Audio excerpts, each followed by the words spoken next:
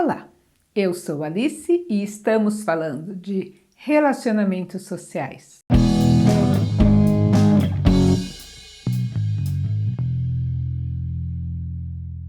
Lá onde eu trabalho, a gente também coordena 2 serviços para Covid, para usuários confirmados e usuários suspeitos de Covid que estão na rede socioassistencial.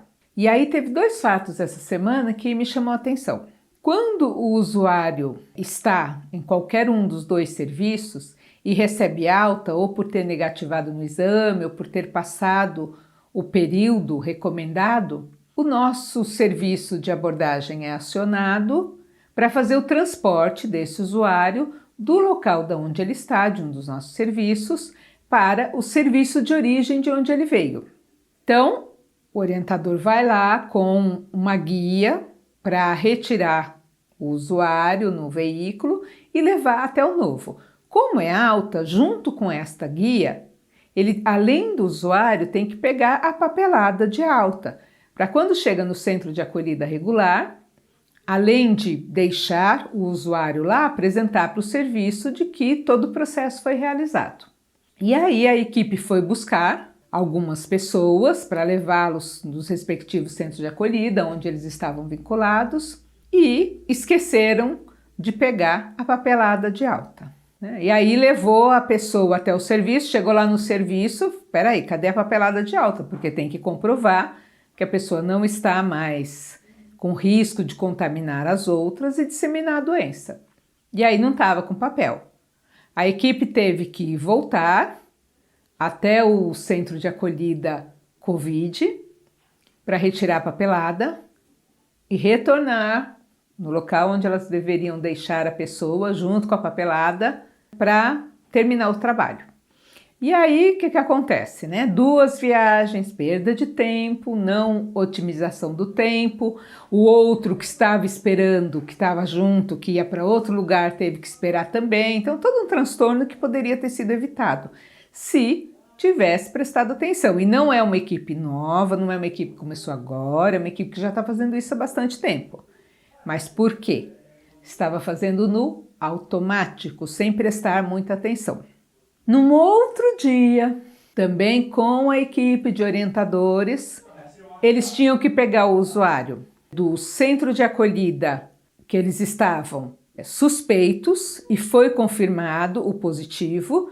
Então tinha que retirar esses 2 usuários e levar para o centro de acolhida que acolhe as pessoas positivo para o encaminhamento. E aí tem todo um atendimento também com a equipe de saúde, um acompanhamento, né? Um trabalho articulado. E aí o que aconteceu? Eles chegaram lá no centro de acolhida de suspeitos, falaram, olha, nós viemos buscar o João. Aí o orientador lá do centro de acolhida suspeitos, João! Desceu um João. Ah, então, o transporte chegou para levar você para o outro centro de acolhida. O João entrou no veículo, junto com o José, vamos dizer assim. Entraram os 2 para ir para o outro centro de acolhida. Pegaram os papéis. Quando chegou no outro centro de acolhida, José, seu José Carlos da Silva, pode entrar. Seu João Henrique, não, eu sou o João Augusto. Né? Exemplo, estou trocando os nomes, mas... Não, mas não é o senhor que está encaminhado para cá. Aí foram pegar o encaminhamento, o senhor não é o seu João? Não. E pessoa errada, ligaram lá para o centro de acolhida de suspeitos, olha, nós estamos, então, né, não era esse. Então nem a orientadora lá do serviço da onde o João ia ser retirado prestou atenção, nem a equipe de orientadores prestou atenção, disse o nome inteiro e o usuário também não se manifestou, né? Acho que ele nem sabia o que estava acontecendo, vão me levar para onde? Levaram a pessoa errada. E aí, caso mais grave, né? Tem um distanciamento entre eles, mas o que estava suspeito e retornou ao serviço ficou numa vigilância redobrada, porque ele foi no mesmo veículo com um confirmado. E ele ainda não era, né, confirmado, ainda estava como suspeito. Por uma falta de atenção e novamente pelo automático. Por que eu trouxe esses 2 casos? É muito perigoso quando a gente trabalha com pessoas, quando a vida de pessoas depende da gente ou do trabalho da gente, e a gente está no automático, está distraído, não está prestando atenção. E eu estou falando de dois casos relacionados a esta pandemia, ao Covid, aos cuidados, tá? O veículo foi higienizado, estavam todos paramentados para o transporte desses cidadãos, mas houve uma troca de pessoas por conta de não se confirmar o nome inteiro da pessoa para saber se era ele mesmo que precisava ser transferido, e no outro caso a questão da documentação que causou um retrabalho. Então, a gente tem que prestar muita atenção, né, no desenvolvimento do nosso trabalho, o quanto a gente está fazendo as coisas no automático. Eu já estou acostumado a fazer porque as equipes não são recentes no trabalho, os procedimentos não são novos, eles já estão estabelecidos. Às vezes a gente até peca porque acha que está tão estabelecido e não precisa reforçar. E aí nós, equipe, né, de supervisão, falamos assim, então toda vez agora que a gente pedir para transportar alguém de um lugar para o outro, vamos ter que reforçar no comunicado: confirmem os dados, não esqueçam a documentação, para sair do automático. Então é muito complicado isso. Eu tinha uma gerente, quando eu era assistente, que ela vivia sempre falando assim, quando as coisas não davam: mas não é possível que a pessoa não entendeu, não é possível que ainda não aprendeu isso, não é possível. E eu dizer para ela: é possível, porque as pessoas são diferentes. Então a gente que está no comando dessa equipe tem que estar sempre muito ligado. E quem está executando o serviço precisa sempre estar muito atento. Eu sempre digo para as minhas equipes: eu prefiro que pergunte 10 vezes a mesma coisa do que faça errado. Então tem dúvida, só que até para perguntar, para manifestar a dúvida, precisa estar prestando atenção naquilo que vai fazer. Aí eu lembro nessa questão da atenção, e é muito complicado o jeito do outro entender, eu lembro do caso de um orientador que a gente tinha do noturno, porque nós atendíamos 80 pessoas no serviço. E aí, no período de baixas temperaturas, que é esse período agora, final de outono a inverno, né? Todo ano, normalmente final de abril, começo de maio, até meados de setembro, que a temperatura cai bastante, a gente entra no que a gente chama operação baixas temperaturas. Então a gente entra no que a gente chama operação baixas temperaturas.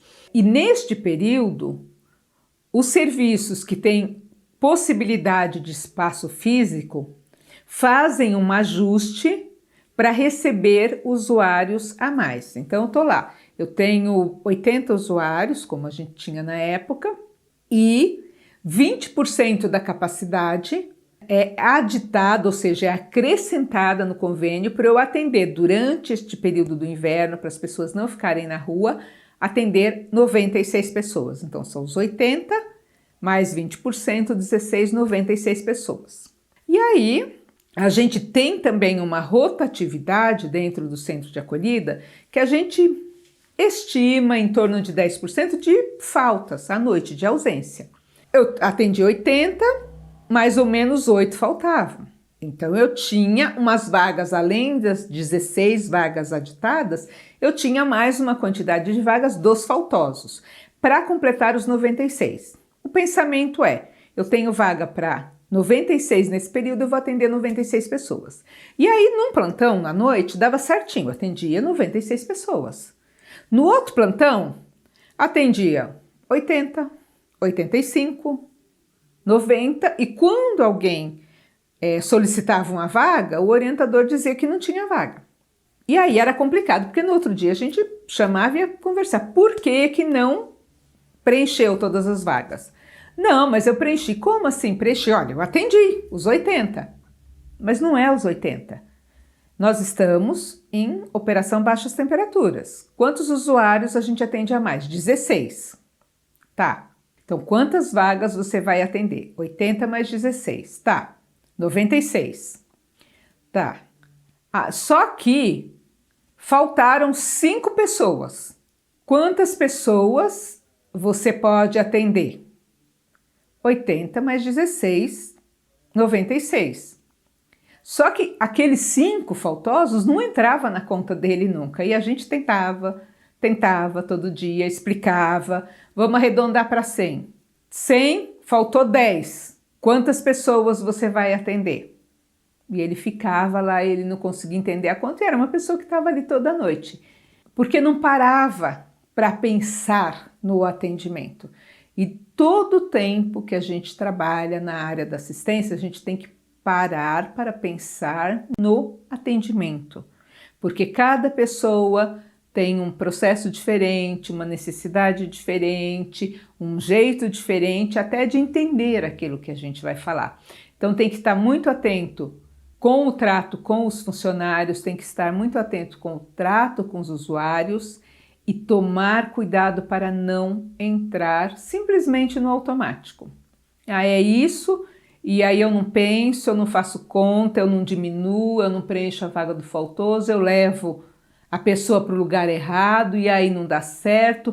E aí às vezes o usuário fica muito irritado por causa desse vai e vem, peraí que eu vou voltar lá para pegar os documentos, porque é um transtorno, né? É sair da zona de conforto, é mexer com quem está ali quieto no espaço, é como quando é solicitada a vaga ou a abordagem, e a coisa demora muito e a pessoa acaba desistindo. A gente tem um índice de desistência grande por conta disso, porque no primeiro impulso a pessoa, tá bom, eu quero ir para o centro de acolhida.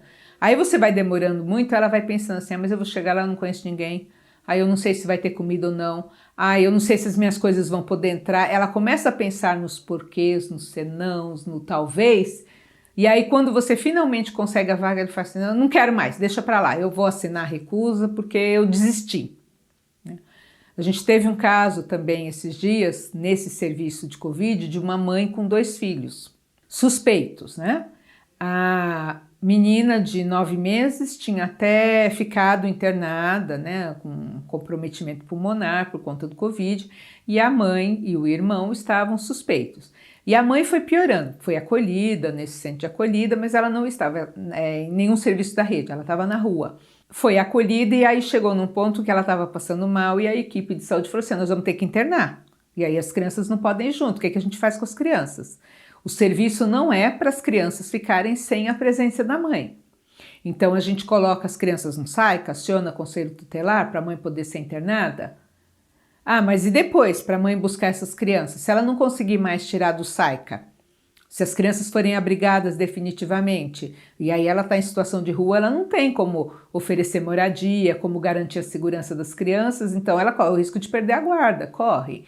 E aí a gente ficou nesse dilema, acionando várias pessoas, vários atores da rede para ter alguma resposta de como encaminhar esse caso.